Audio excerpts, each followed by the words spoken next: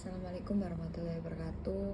Saya Dewi Sulistiawati. Saya akan menjawab beberapa pertanyaan yang telah diajukan. Untuk pertanyaan pertama, setelah saya mencari tahu lebih dalam tentang Sarastya Agility Innovation, hal yang paling membuat saya tertarik adalah budaya belajar dan kolaborasinya. Saya melihat Sarastya tidak hanya fokus pada hasil kerja atau hasil akhir, tetapi juga pada proses pengembangan kemampuan setiap anggota tim.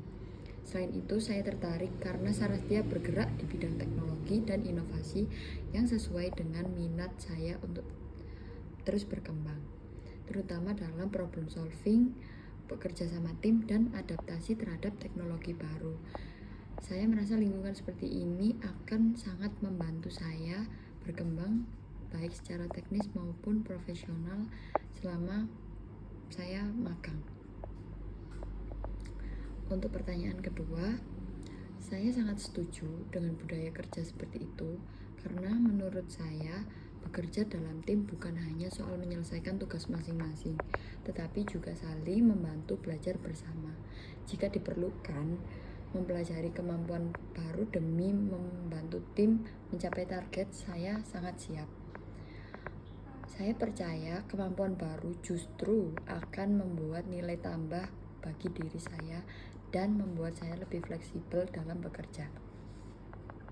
Untuk pertanyaan ketiga, menurut saya penguasaan metodologi dan teknis yang relevan sangat penting karena hal tersebut menjadi dasar dalam menyelesaikan pekerjaan secara efektif dan terarah. Dengan membantu memahami metodologi, kita dapat bekerja lebih sistematis. Sedangkan kemampuan teknis membantu kita mengeksekusi pekerjaan dengan baik. Namun, selain menguasai teknis, ada juga yang penting yaitu terus belajar akan kebutuhan industri yang semakin berkembang. Untuk pertanyaan keempat, ya saya pernah mengalami kegagalan, terutama ketika mengerjakan proyek yang mana manajemen waktunya kurang baik sehingga hasilnya tidak maksimal dan tidak sesuai perkiraan atau target yang seharusnya.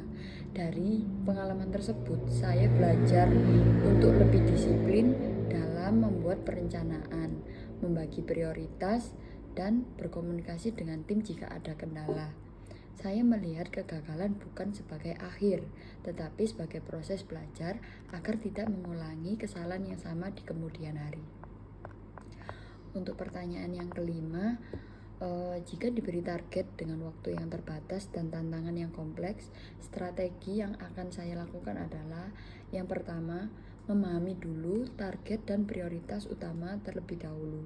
Setelah itu, membagi pekerjaan menjadi beberapa bagian yang terstruktur, seperti menggunakan metode sprint atau membagi dalam jangka pendek. Nah, yang ketiga, menentukan timeline dan target harian agar proses lebih terkontrol. Yang keempat, aktif berkomunikasi dan berkolaborasi dengan tim untuk menghindari miskomunikasi. Yang keenam, cepat beradaptasi dengan tools, metodologi, dan hal yang diperlukan. Yang ketujuh, melakukan evaluasi berkala agar kendala dapat segera diselesaikan. Menurut saya dengan tujuh itu tadi, dengan komunikasi yang baik, pembagian tugas yang jelas, dan disiplin terhadap timeline menjadi kunci utama untuk mencapai target tersebut. Untuk pertanyaan keenam, dari yang saya pelajari, Sarastya memiliki nilai utama seperti kolaborasi dan adaptasi, pembelajaran berkelanjutan, dan orientasi pada solusi.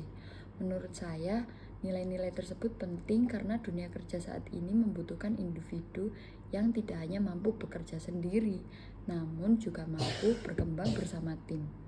Dalam kegiatan magang nanti, saya akan menerapkan nilai tersebut dengan aktif berdiskusi dengan tim, terbuka terhadap feedback, dan bertanggung jawab terhadap tugas, serta terus belajar untuk meningkatkan kemampuan saya. Untuk pertanyaan ketujuh, saat magang nanti saya ingin memiliki keseimbangan antara keduanya. Jadi saya tertarik untuk belajar banyak hal agar wawasan saya luas dan mampu beradaptasi di berbagai situasi. Namun, saya juga ingin tetap memiliki satu bidang yang paling saya kuasai dan saya ingin memiliki kompetensi yang lebih kuat di bidang tersebut. Jadi saya ingin menjadi orang yang fleksibel tetapi tetap memiliki keahlian utama. Untuk yang ke-8, pertanyaan ke-8, menurut saya rencana yang terstruktur dan cara kerja yang rapi sangat penting untuk memastikan target dapat tercapai dengan efektif. Dengan adanya perencanaan yang matang dan jelas, pekerjaan menjadi lebih terarah, resiko kesalahan bisa diminimalisirkan, dan progres lebih mudah dipantau.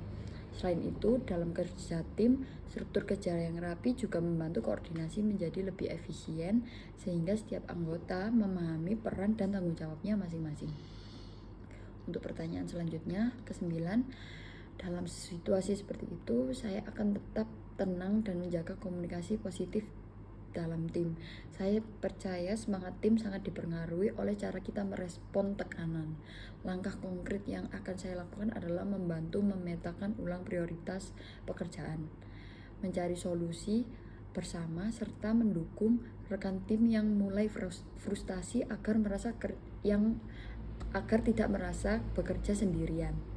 Saya juga akan mencoba menjaga suasana kerja tetap kondusif dengan fokus pada solusi, bukan saling menyalahkan. Dengan begitu, tim bisa kembali fokus dan mengejar target yang tertunda. Untuk pertanyaan ke-10, menurut saya, kepemimpinan dalam berkolaborasi adalah kemampuan untuk mengarahkan, mendukung, dan membangun komunikasi yang baik dengan tim demi mencapai tujuan bersama. Kepemimpinan tidak selalu berarti menjadi orang yang paling dominan atau yang paling keras pada tim, tetapi juga mampu mendengarkan, menghargai pendapat orang lain, dan membantu tim tetap solid. Untuk membangun hubungan kerja yang baik, saya biasanya menjaga komunikasi dengan sopan dan terbuka, menghargai kontribusi setiap anggota, serta mendengarkan apa yang menjadi masalah mereka, serta berusaha menjadi pribadi yang dapat dipercaya dan bertanggung jawab pada tugas-tugas yang telah diberikan. Untuk yang ke-11, pertanyaan ke-11 yaitu salah satu pengalaman saya saat harus beradaptasi dengan peran baru adalah ketika mengerjakan proyek kelompok dan harus mengambil tanggung jawab di bagian yang sebelumnya belum pernah saya kerjakan. Awalnya saya merasa kesulitan karena harus belajar tools dan alur kerja baru dalam waktu singkat. Namun saya mencoba mempelajarinya secara mandiri melalui internet, bertanya kepada teman yang lebih paham, dan terus mencoba hingga akhirnya bisa menyelesaikan tugas tersebut.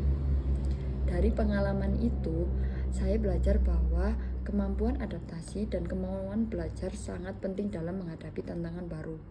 Tidak ada kata tidak bisa ketika kita belum mencoba. Untuk pertanyaan terakhir, pertanyaan 12, untuk tetap update dengan perkembangan teknologi, saya biasanya mengikuti berita teknologi, menonton video pembelajaran yang ada di internet, membaca artikel, serta mencoba tools dan teknologi baru secara langsung.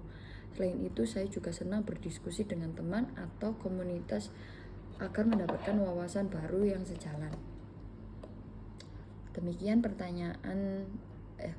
jawaban dari pertanyaan-pertanyaan yang telah diberikan. Terima kasih atas waktunya. Wassalamualaikum warahmatullahi wabarakatuh.